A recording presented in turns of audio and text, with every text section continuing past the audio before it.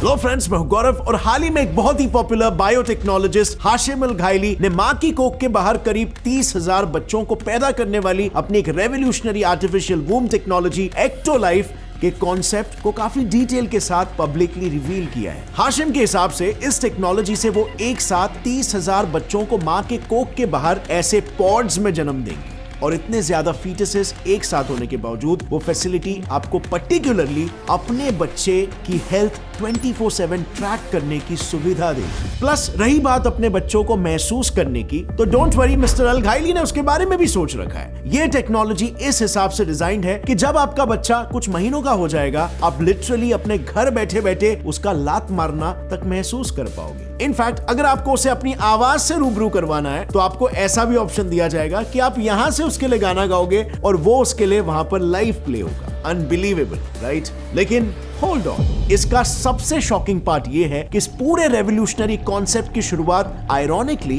एक अंधविश्वास के साथ हुई। सो कहानी की शुरुआत होती है साल 1500 एडी में, जब एक स्विस फिजिशियन पैरासेल्सस ने कहा था किसी औरत के शरीर के बाहर एक बच्चे को जन्म देने के लिए सिर्फ दो ही चीजों की जरूरत होती है, किसी इंसान का स्पर्म और किसी घोड़े का खाद। Yes, you heard that right, घोड़े का खाद यानी कि मैन्योर। पैरासेल्सस का यह मानना था कि जिस तरीके से हम बीज बोने के बाद उस पर पानी छिड़कते हैं ना, बिल्कुल उसी तरह इंसानी स्पर्म्स और घोड़े की खाद को मिक्स करके अगर उस पर खून की बूंदें छिड़की जाए तो लगभग 40 दिनों के अंदर ही एक बच्चा पैदा हो जाएगा। और असल में इस किस्म के सुपरस्टिशंस उन दिनों में इतने प्रचलित थे कि साल 1600 तक तो खुद साइंटिस्ट भी एक औरत के वूम को एक मायावी जाल मानते थे। उस वक्त के साइंटिस्टों की सोच कुछ ऐसी थी कि स्पर्म्स असल में हजारों छोटे छोटे इंसान होते हैं जो सीमेन में इधर उधर तैरते रहते हैं, और औरत की बॉडी एक ऐसा बर्तन होता है जिसमें वो स्पर्म्स एक बच्चे के रूप में बड़े होते हैं। अब ऐसे में सपोज अगर किसी वजह से मिसकैरेजेस बहुत ही ज्यादा बढ़ने लग गए तो एक आम इंसान क्या सोचेगा? वेल, ऑब्वियसली कि वो बर्तन श्रापित है, राइट? अब ये मानसिकता उस टाइम पे रैम्पेंटली हो रहे मिसकैरेजेस को एक्सप्लेन करने के लिए काफी अच्छा आंसर था। तो बस यही वजह बन गई कि फाइनली लोगों को ऐसा लगने लग गया कि एक औरत के वूम में उनके बच्चे सुरक्षित नहीं हैं, और अगर बच्चों को बचाना है तो उन्हें वूम के बाहर ही बड़ा करना होगा।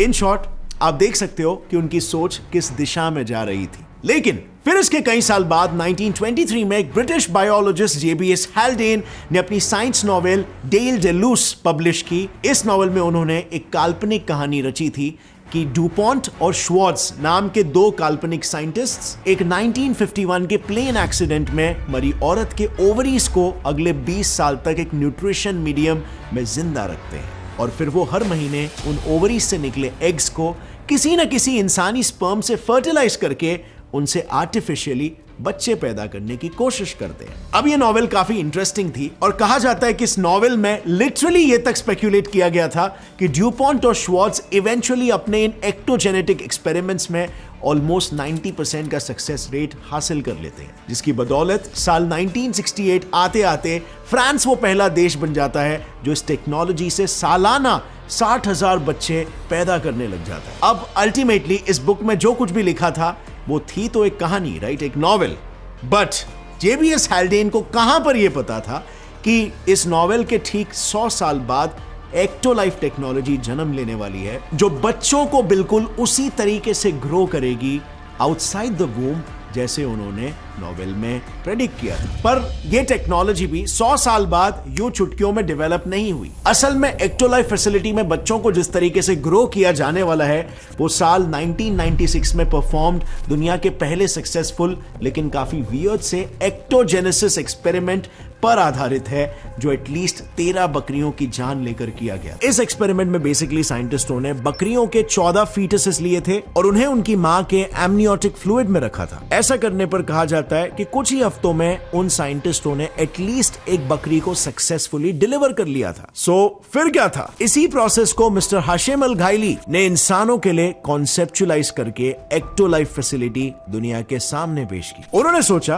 कि उनके इस फैसिलिटी में पहले तो कुछ इस इस तरह के हजारों पॉड्स एक आर्टिफिशियल वूम की तरह काम करेंगे और फिर उनमें बेबी को ग्रोथ और एक इन्फेक्शन फ्री एनवायरनमेंट देने के लिए एक आर्टिफिशियल एमनियोटिक फ्लूइड भरा जाएगा। ये इसीलिए क्योंकि एमनियोटिक फ्लूइड बेसिकली माँ के शरीर में मौजूद पानी और बेबी के यूरिन के मिश्रण से बनता है और इसीलिए इसकी मदद से माँ से बेबी को कुछ जरूरी ग्रोथ फैक्टर्स, हार्मोन्स और एंटीबॉडीज मिलते हैं। पर जैसे कि आप देख सकते हो, एमनियोटिक फ्लूइड के लिए माँ के बॉडी में मौजूद पानी बहुत जरूरी होता है और इसी प्रॉब्लम के सोल्यूशन के लिए एक्टोलाइफ के फाउंडर ने इस पानी को लैक्टेट रिंगर्स सोल्यूशन से रिप्लेस करने का सोचा। लैक्टेट रिंगर्स सोल्यूशन और ह्यूमन बॉडी में मौजूद पानी का कॉम्पोजिशन बिल्कुल सेम ही होता है, बिकॉज ऑफ विच डॉक्टर्स भी जब शरीर में पानी इलेक्ट्रोलाइट्स की कमी हो जाती है तो उसे ही रेकमेंड करते हैं। खैर, इन पॉड्स में इस आर्टिफिशियल एमनियोटिक फ्लूइड के साथ साथ कई सारी मशीनरीज भी कनेक्टेड होंगी जो कंटिन्यूअसली आपके बच्चे को मॉनिटर करेंगी। जी हाँ, एक्टोलाइफ कॉन्सेप्ट के अनुसार सबसे पहले तो हर पॉड में 360 डिग्री कैमरास दिन रात बेबी पर नजर रखे रहेंगे और इनसे आपके बच्चे के शरीर में हो रहे सभी छोटे बड़े चेंजेस एक टाइम लैप्स वीडियो के रूप में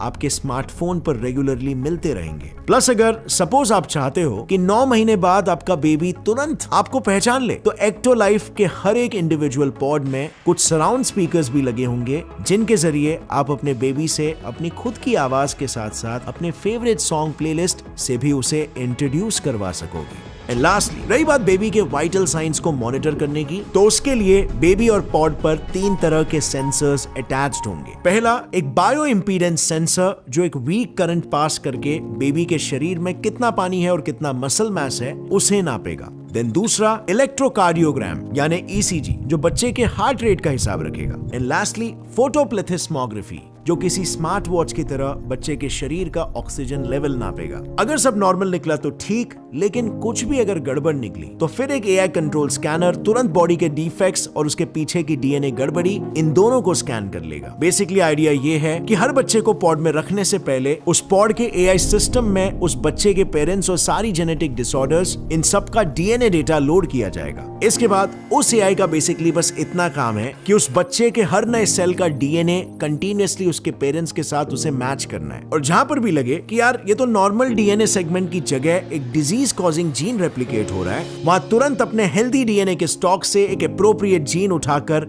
फिट करना होगा, क्योंकि जितना जल्दी वो डिफेक्टिव डीएनए को आइडेंटिफाई करके रिपेयर करेगा उतने ही चांसेस बढ़ जाएंगे कि उस सेल के बाद पैदा होने वाले सेल्स की जनरेशन हेल्दी पैदा होगी। Interesting, right? Well, what's more interesting is that आप देख सकते हो यहाँ मैंने पर्टिकुलरली सिर्फ जेनेटिक डिसऑर्डर्स की बात की है, ऑर्डिनरी डिजीजेस या इन्फेक्शंस की नहीं। ऐसा इसीलिए क्योंकि वो चीजें मेजरली न्यूट्रिशन की कमी और अनहाइजीनिक एनवायरनमेंट की वजह से होती है और इन सब का प्रिवेंटिव सोल्यूशन तो एक्टोलाइफ के स्ट्रक्चरल डिजाइन में ही मौजूद होने वाला है। एक्टोलाइफ के डिजाइन के अनुसार सभी पॉड सेंटर में मौजूद 2 बड़े टैंक से कनेक्टेड होंगे। एक न्यूट्रिशन टैंक जो न्यूट्रिएंट्स, ऑक्सीजन और बाकी एसेंशियल फ्लूइड्स पॉड्स को डिस्ट्रीब्यूट करेगा और दूसरा वेस्ट मैनेजमेंट टैंक जो बेबी से आ रहे वेस्ट को कलेक्ट करके रिसाइकल करेगा। ये दोनों टैंक्स बेसिकली बड़े पाइप्स के जरिए हर एक पॉड से कनेक्टेड होंगे और फिर आगे पॉड्स में मौजूद आर्टिफिशियल अम्बिलिकल कॉर्ड के जरिए बेबी की नाभि से। इससे होगा ये कि पहले तो न्यूट्रिशन और ऑक्सीजन बेबी के डाइजेस्टिव सिस्टम से होते हुए वेस्ट टैंक में कलेक्ट होने लगेगा और फिर जैसे ये वेस्ट प्रोडक्ट्स भारी मात्रा में जमा हो जाएगा उसे एंजाइमेटिक रिसाइकलिंग टेक्निक से रिसाइकल करके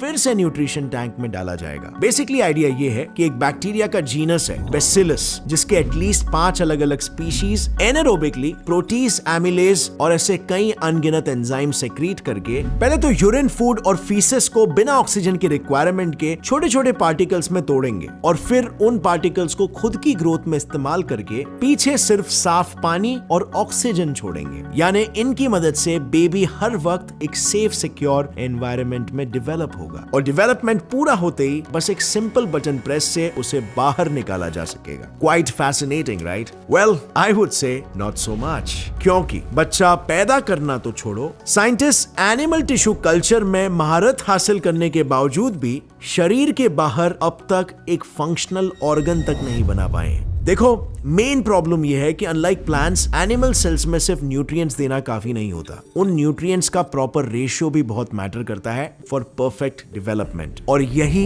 एक्टो लाइफ की सबसे बड़ी प्रॉब्लम है। मतलब माना ये बच्चों को वो सभी न्यूट्रिएंट्स देंगे जो एक फीटस के लिए जरूरी होता है, जैसे कि folic acid, iron, zinc, DHA और आयोडीन एटसेट्रा, लेकिन अब तक किसी भी डॉक्टर या साइंटिस्ट को ये नहीं पता कि फीटल ग्रोथ के लिए कि इन सब की रिलेटिव मात्रा क्या होनी चाहिए। अगर गलती से भी किसी एक भी न्यूट्रिएंट का कंसंट्रेशन ज्यादा हो गया, like let's just say folic acid, तो सिर्फ एक्सेसिव फॉलिक एसिड से ही बेबी के ब्लड सेल्स की ऑक्सीजन कैरिंग कैपेसिटी और ब्रेन सेल्स की सोचने समझने की एबिलिटी, ये दोनों बिगड़ सकती है। इनफैक्ट इस पूरे प्रोसेस में जिस तरह से न्यूट्रिशन टैंक के जरिए ही ऑक्सीजन सप्लाई करने की बात की गई है, वो खुद भी किसी बच्चे के डेवलपमेंट के लिए प्रॉब्लमैटिक है, क्योंकि as you all know oxygen एक गैस है और वो आसानी से लिक्विड में डिसॉल्व नहीं होती। उसका डिसोल्यूशन बेसिकली उसके मॉलिक्यूल्स के ऊपर कितना लिक्विड का वजन है इस पर डिपेंड करता है। जितना ज्यादा वजन उतना ही ज्यादा प्रेशर, और जितना ज्यादा प्रेशर उतना बेटर डिसोल्यूशन। अब ऐसे सिस्टम में क्या आपको एक प्रॉब्लम नजर नहीं आ रहा? जैसे जैसे न्यूट्रिशन टैंक खाली होगा, ऑक्सीजन मॉलिक्यूल्स पर से प्रेशर घटने लगेगा और वो गैस के रूप में टैंक के ऊपरी लेयर्स में जमा होने लगेंगे। यानी अब हर एक बूंद जो बेबी तक न्यूट्रिशन लेके जाएगा, उसमें समय के साथ ऑक्सीजन का कॉन्सेंट्रेशन कम और कम होता चला जाएगा, और इससे बेबी का दम घुट सकता है। अब देखो ऐसा बिल्कुल हो सकता है कि इस बारे में उन्होंने ऑलरेडी सोल्यूशन सोच रखे हैं, क्योंकि ये पूरी टेक्नोलॉजी अभी कॉन्सेप्ट स्टेज पर है। लेकिन फिलहाल के लिए उन्होंने जितना भी अपनी कॉन्सेप्चुअल फैसिलिटी के डिटेल्स रिवील किए हैं, उसमें ऐसे किसी सोल्यूशन के बारे में बात नहीं की गई है, क्योंकि इसमें एक और एक प्रॉब्लम ये भी हो सकती है कि इस ऑक्सीजन प्रॉब्लम का डायरेक्ट असर उन बच्चों के आरबीसीज के फॉर्मेशन पर पड़े और कोई ऐसा ब्लड ग्रुप टाइप पैदा हो जाए जो काफी रेयर और डेंजरस हो। यस, काफी सारे एबनॉर्मल और यूनिक ब्लड ग्रुप्स के पीछे ऑक्सीजन भी एक रीजन होता है, लेकिन इसके अलावा भी कई सारे बहुत इंटरेस्टिंग रीजंस हैं जिस पर हमने एक वीडियो बनाई है। आप इस वीडियो पर क्लिक कर सकते हो और उसे चेकआउट कर सकते हो। साथ ही अगर आपको इस वीडियो से कुछ भी नया सीखने मिला, एक लाइक जरूर ठोकना। Gets and fly science channel को भी सब्सक्राइब कर लो और बेल नोटिफिकेशन दबाओ, ताकि आगे आने वाली हमारी कोई भी वीडियो की अपडेट आप मिस ना कर सको। As always friends, stay curious, keep learning and keep growing. Jai Hind.